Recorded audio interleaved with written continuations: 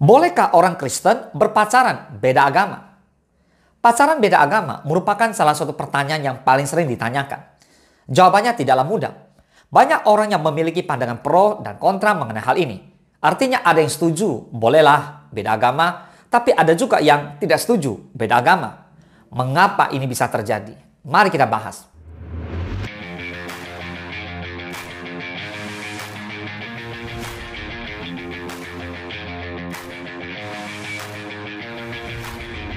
Ada yang berpendapat bahwa hal itu sah-sah saja. Yang penting, cinta. Ada juga yang berpendapat bahwa hal itu tidak boleh dilakukan. Pertanyaannya, apa alasan orang berpacaran? Orang berpacaran beda agama? Atau apa gunanya kamu berpacaran dengan orang yang beda agama? Jawaban umumnya ialah namanya sayang, Pak. Ya, mau gimana lagi? Lagi pula, ya masih cinta monyet lah. Toh belum tentu dia menjadi pasanganku, katanya. Jawaban yang kelihatannya sangat simpel dan masuk akal ya. Tapi kamu perlu tahu, tujuan kamu berpacaran ialah menatap masa depan. Kalau kamu pacaran hanya untuk senang-senang saja, lebih baik jangan.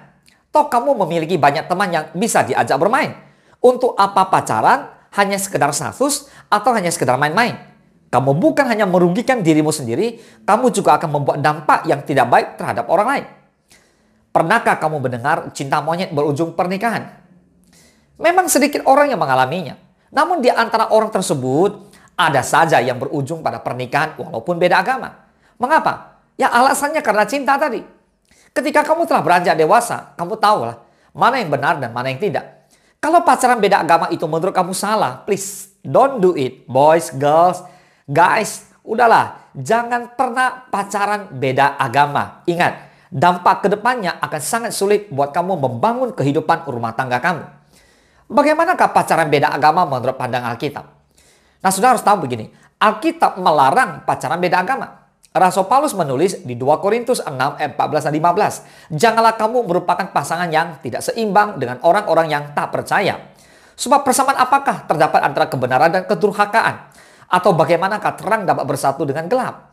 Persamaan apakah yang terdapat antara Kristus dan Belial? Apakah bagian bersama orang-orang percaya dengan orang tak percaya?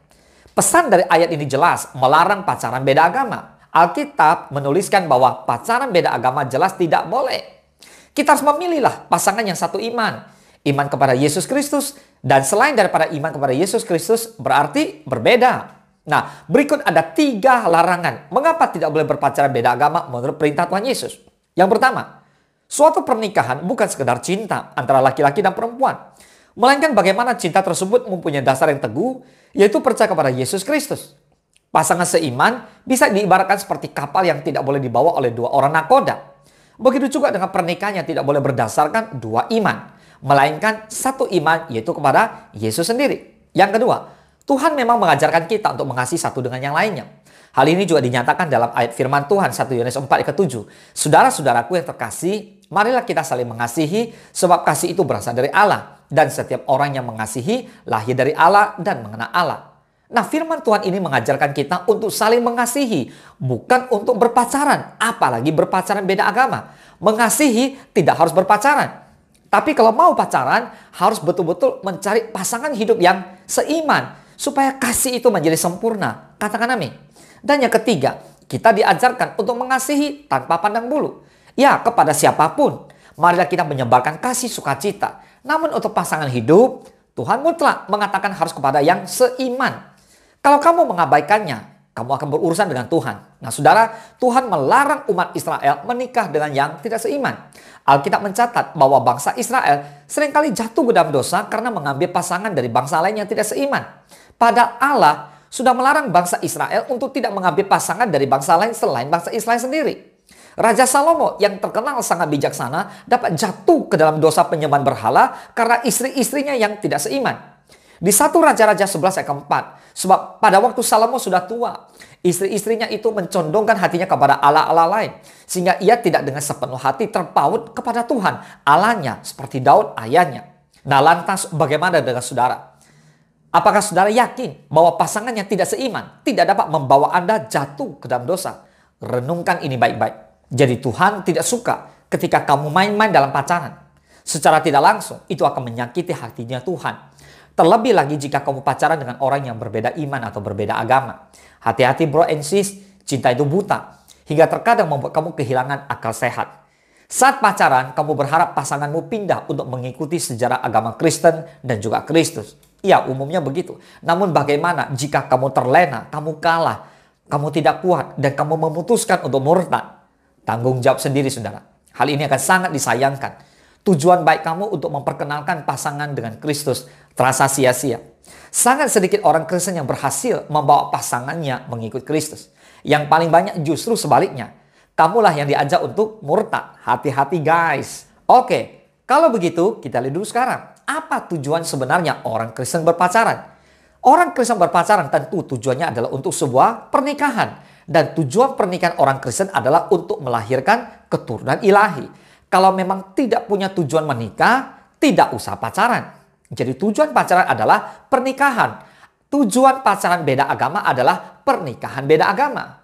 Nah, firman Tuhan di Malaki 2 ayat 15 mengatakan, bukankah Allah yang Esa menjadikan mereka daging dan roh? Dan apakah yang dikehendaki kesatuan itu? Keturunan ilahi. Jadi jagalah dirimu dan janganlah orang tidak setia terhadap istri dari masa mudanya. So, tujuan dari suatu pernikahan adalah menghasilkan keturunan yang ilahi. Lalu bagaimana jadinya jika kita memiliki pasangan yang berbeda agama? Tentu hal ini tidak dapat terwujud. Nah saudara, mendapatkan pasangan yang seiman memang terasa sulit. Namun, kamu bisa mengakalinya dengan memperluas jaringan pergaulan. Sering-sering datanglah ke dalam setiap kegiatan komunitas yang ada di gereja. Ikutilah tujuan hidup orang Kristen dalam persekutuan di lingkungan gereja. Dengan demikian, kamu akan memiliki banyak teman, kenalan, dan sebagainya. Berteman dengan orang yang seiman membuat kamu dengan mudah mendapatkan pasangan yang seiman juga. Intinya, kamu juga harus percaya kepada kuasa Tuhan Yesus. Ingat, Tuhan Yesus akan memberikan apapun yang kamu doakan dengan sungguh-sungguh. Dan tentu sesuai yang kamu butuhkan tepat pada waktunya. Oleh sebab itu, kita harus memiliki pasangan hidup yang seiman. Berdoalah kepada Tuhan. Harapkan Tuhan dan andalkan Tuhan. Kamu harus menghasilkan keturunan ilahi. Itulah perintah Tuhan dalam Alkitab. Jadi orang Kristen tidak boleh berpacaran dengan orang yang beda agama. Boleh katakan amin. Tuhan Yesus memberkati.